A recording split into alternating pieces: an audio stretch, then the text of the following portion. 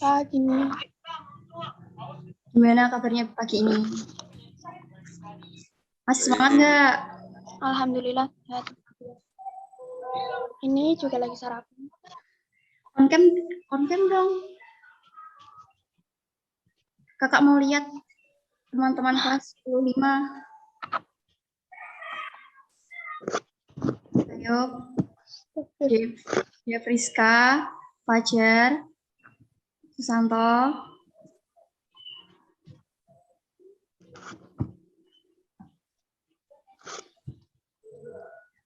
Baik, untuk mengawali pembelajaran pada pagi hari ini, marilah kita berdoa menurut kepercayaan masing-masing. Sekolahan Mulai.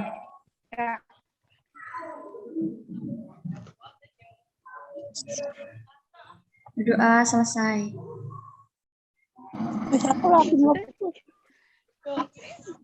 Yang lain on cam dong, kameranya dibuka.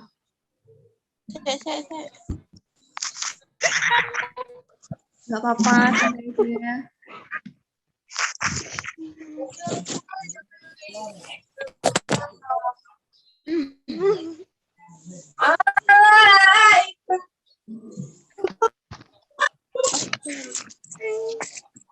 Ayo yang lain, kameranya dibuka.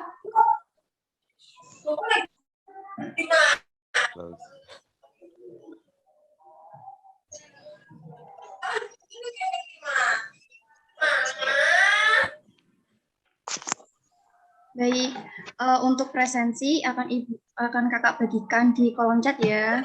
Sebentar.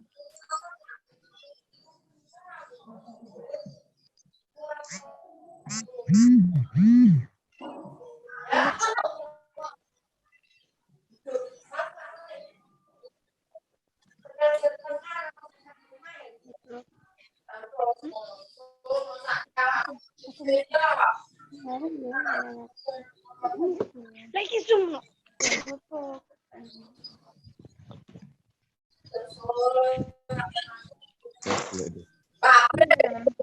Untuk presensi pada pagi hari ini, tolong diisi ya. Kemudian, ini yang masuk baru 21 anak. Lumayan banyak nih. Baik, pembelajaran pada pagi hari ini yaitu mengenai teks diskusi. Tujuan pembelajaran pada hari ini yaitu mengevaluasi informasi berupa gagasan, pikiran, pandangan, arahan, atau pesan dari teks, rekon, eksplanasi, eksposisi, dan diskusi.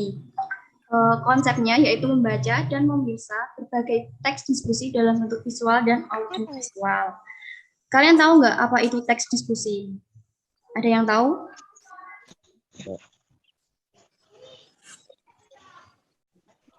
Atau kalian pernah mendengar mengenai apa itu teks diskusi?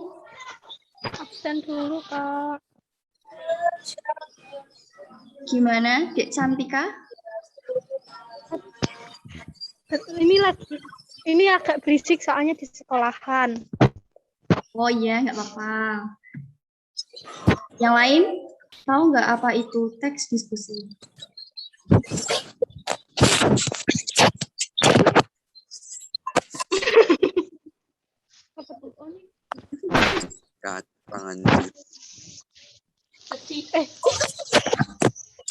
Kalau belum tahu, akan kakak share screen mengenai materi teks diskusi.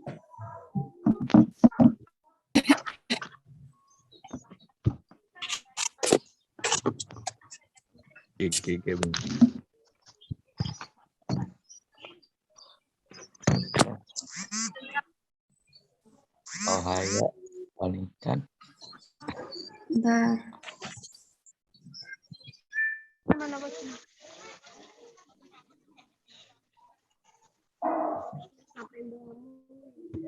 Apakah sudah nampak?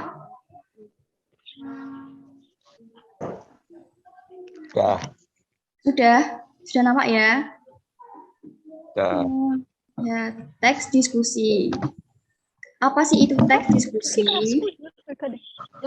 Menurut Mas Anderson dan Katie Anderson pada tahun 2003,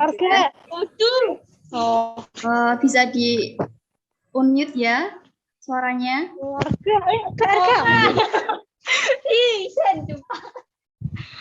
Kemudian, diskusi adalah teks yang menyajikan penolakan negatif positif atau baik buruk terhadap suatu isu atau permasalahan.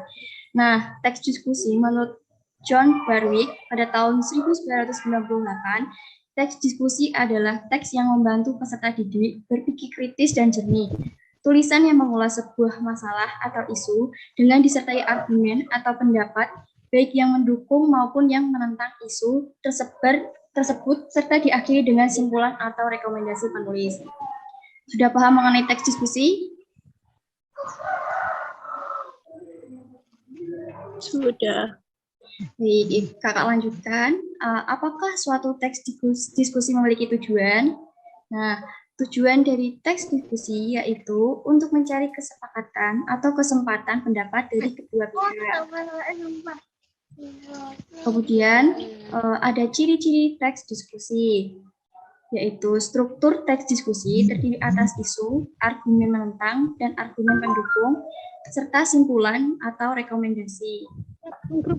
Nah, yang kedua yaitu menggunakan secara proporsional verba material, verba relasional, dan verba mental. Kalian tahu nggak apa itu isu? Ada yang tahu apa itu isu? Argumen menentang, argumen pendukung. Ada yang tahu enggak?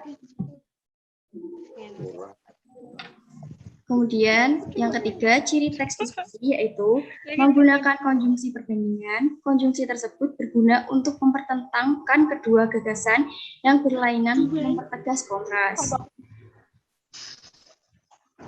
Selanjutnya, menggunakan modalitas dalam membentuk opini dan rekomendasi.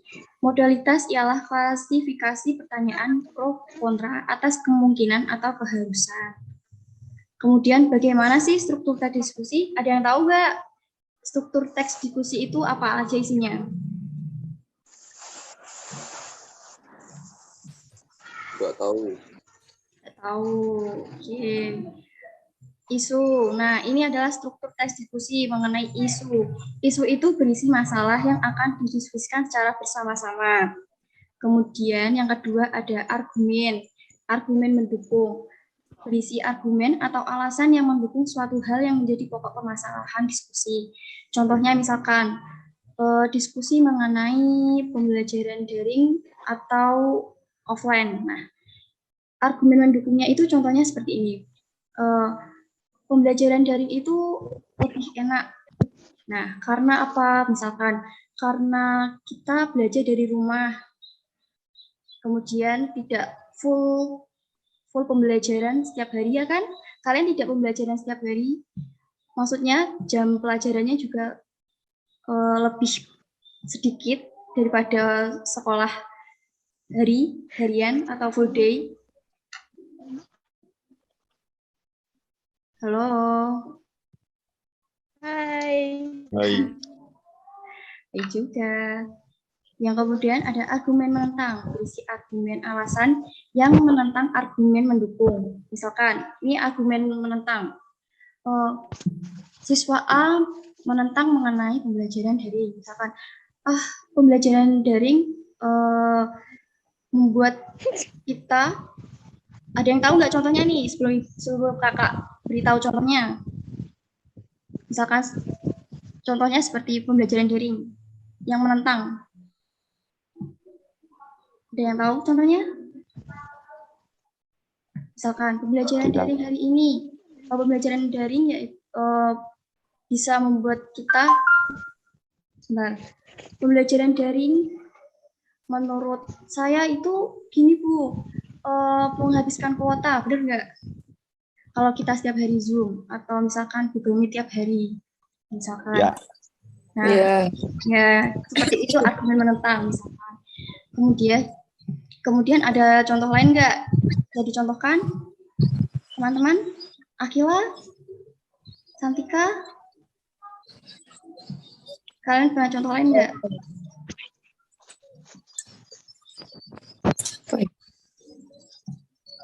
Oke, kakak lanjutkan, yaitu kesimpulan. yaitu mengenai hasil akhir yang berisi kesimpulan dan rekomendasi tentang suatu isu yang dibahas, berisi jalan tengah antara pendapat pro dan kontra. Jadi kesimpulan itu mengenai argumen mendukung dan menentang disimpulkan di dalam struktur teks diskusi itu. Kemudian jenis-jenis diskusi apa sih yang termasuk dalam diskusi itu? Yang pertama ada seminar, kedua sarasehan, yang ketiga simposium, keempat diskusi panel, kelima lokakarya, dan keenam kongres dan muktamar. Nah, jenis-jenis teks diskusi. Ini pengertiannya yaitu mengenai seminar. Seminar adalah sebuah pertemuan khusus yang memiliki teknis dan akademis yang bertujuan untuk melakukan studi menyeluruh tentang suatu topik tertentu, yaitu mengenai pemecahan suatu permasalahan. Nah, kalau sarasehan, yaitu sebuah pertemuan yang dilaksanakan untuk mendengar pendapat seseorang yang ahli dalam bidang tertentu. Kemudian simposium adalah serangkaian pidato pendek yang dilakukan oleh seseorang di depan para peserta atau pengunjung yang datang. Contohnya, Simposium Nasional Akuntansi. Nah, yang keempat, diskusi panel merupakan forum pertukaran pikiran yang dilakukan oleh sekelompok orang di hadapan sekelompok hadirin mengenai suatu masalah tertentu yang telah dipersiapkannya. Kemudian ada kongres, yaitu pertemuan besar para wakil organisasi, politik, sosial, dan politik. Kemudian ada muktamar. Apa itu muktamar? Yaitu sebuah pertemuan atau permusyawaratan tertinggi yang diadakan oleh pimpinan pusat dalam sebuah organisasi. Kemudian lokakarya adalah sebuah acara atau pertemuan yang dilakukan oleh para ahli di bidang tertentu yang bertujuan untuk membahas suatu masalah yang terkait dengan keahlian mereka. Nah, kemudian ada perbedaan teks diskusi dan eksposisi. Ada yang tahu apa itu perbedaan teks diskusi dan eksposisi? Teman-teman? Ada yang tahu enggak? Enggak. Nah, itu ada teks diskusi, teks eksposisi. Ini sudah kakak tuliskan. Nah, perbedaannya yaitu yang pertama isu. Di teks diskusi itu ada isu, argumen pro dan kontra, dan simpulan. Sedangkan teks eksposisi itu berisi tentang tesis, argumen, dan penegasan ulang. Jadi perbedaannya pada struktur dalam teks diskusi dan eksposisi. Selanjutnya dalam kebahasaan, teks eksposisi dan diskusi itu berbedanya dalam kebahasaan. Yang kedua, yaitu teks diskusi menggunakan konjungsi perlawanan. Yang kedua, penggunaan kohesi gramatikal dan leksikal. Kemudian yang teks eksposisi yaitu menggunakan konjungsi transisi. Yang kedua, menggunakan kata kerja aksi. Ini menurut perbedaannya menurut kebahasaan. Nah, ada yang ingin ditanyakan? Atau kalian ingin bertanya mengenai teks diskusi? Teman-teman?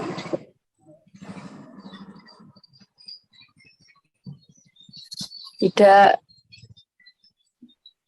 Ayo yang belum paham? Ada yang belum paham belum?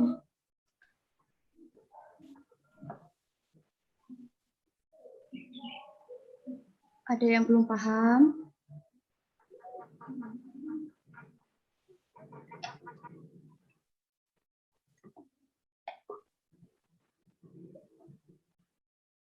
Siapa ya? Dek Akila, udah paham belum, Dek? Udah. Lumayan. Lumayan. Baik, Dek Zahra, Dek Zahra. Dek Zahra, Dek Bintang. Dek Brik mana, Dek Brik? Yang di grup itu Dek Brik itu siapa?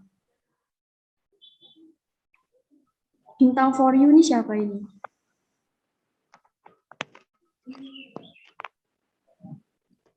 Dek Elmi? Paham. Paham. Oke, bagus. Dek Farah, udah paham belum, Dek?